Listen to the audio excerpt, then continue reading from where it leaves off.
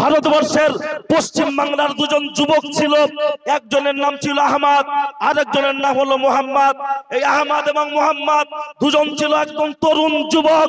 তারা তার মায়ের কাছে বলছেন, মা, তোমার হাতের মাখানো ভাত আমাদেরকে একবার দুজনের দুমুঠো খাইয়ে দাও। মা বলছে, বাবা কোথায় যাবি?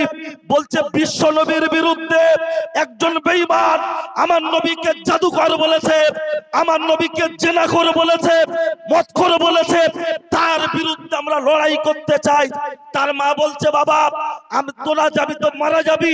বাচ্চা ছেলে দুটো মায়ের চোখের পানি মোছাতে মোছাতে বলেছিল, মা যদি বেঁচে ফিরে আসি তাহলে হব গাজী, আর যদি মারা যায় তুমি হবে শহীদদের মা, টেনশন করো না, মাখানো ভাতটা খাইয়ে দাও।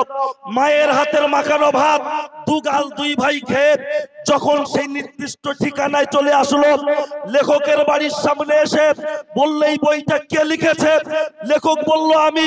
দুই ভাই তার বিরুদ্ধে ঝাঁপিয়ে পড়ে তাকে ওখান থেকে জাহান্নামের ঠিকানা ধরিয়ে দিয়েছে। পুলিশ যখন গ্রেফতার করবে, পুলিশ তার কাছে আসবে কি, সে নিজে দৌড়ে থানায় গিয়ে বলল, হ্যান্ডকাপ পরান।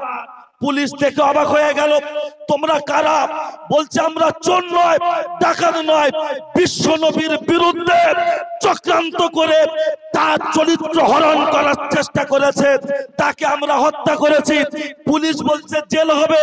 দুই ভাই বলল, বিশ্ব নবীর জন্য যদি জেল খাটতে হয় জেল খাটতে রাজি, ফাঁসি নিতে হয় ফাঁসি নিতে রাজি। আমরা কি ফাঁসি নিতে রাজি আছি না নাই? আছি না নাই? হে উপস্থিত জনমন্ডলী, শুনে রেখে দেন, সেই কলকাতার জমিনে সেই আহমদ আর মোহাম্মদকে যখন ফাঁসি চাপানো হবে বলা হয়েছিল, তারা দু ভাই বলেছিল, আমাদের ফাঁসিটা যে কোনো দিন নয়, আমাদের ফাঁসিটা 12ই রবিউল আউয়ালে যেন হয় এবং গোটা পৃথিবীর মুসলমান যেন জেনে যায় 1400 বছর পরে আজও হিন্দুস্তানের জমিনে নবীর আশিক জীবন দেওয়ার জন্য তৈরি আছে। আজকের দিনে গোটা পৃথিবী জেনে যাক, ভাঙড়ের দক্ষিণ 24 পরগনার মুসলমান নবীর জন্য জীবন দিতে তৈরি। নারায়ে তাকবীর, নারায়ে তাকবীর। হে উপস্থিত জনমন্ডলী, ইমামরা 3000 টাকায় বিক্রি হয়ে যায় না। দু চারজন ইমাম যদিও বিক্রি হয়, টোটাল ইমাম সমাজকে দায়ী করবেন না।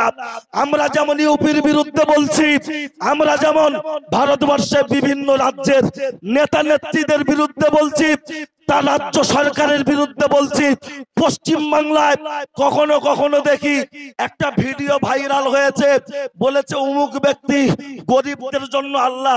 দেখেছি না দেখিনি? দেখেছি না দেখিনি? জানি না ভিডিওটা সত্যতা যাচাই করার মতো ক্ষমতা আমাদের নেই। তবে যদি না বলে থাকে আলহামদুলিল্লাহ, কিন্তু যদি বলে থাকে, সত্যতা যদি প্রমাণ হয়, আমরা তার বিরুদ্ধে প্রতিবাদ করতে রাজি আছি না নাই? আছি না নাই? আল্লাহ ও রসুলকে নিয়ে কেউ যদি গুসা করে, আল্লাহ ও নবী নিয়ে যদি কেউ 2 নম্বরই করতে চায়, আমরা মুসলমান রক্ত দেব, বাচ্চা কুরবানি দেব, কিন্তু গায়ে 1 ফোঁটা রক্ত থাকা অবস্থায় আমরা কখনো মানতে রাজি? মানতে রাজি? তার প্রমাণ যদি দেখতে হয়, রাজনীতির সাথে ধর্ম নিয়ে যদি কেউ মেশাতে চায়, আমরা তাদের বিরুদ্ধে সদা সর্বদা সংগ্রাম করতে রাজি আছি না নাই? আছি না নাই? সংক্ষিপ্ত করলাম, পরবর্তী বক্তাদের বক্তব্য শুনুন। আসসালামু আলাইকুম।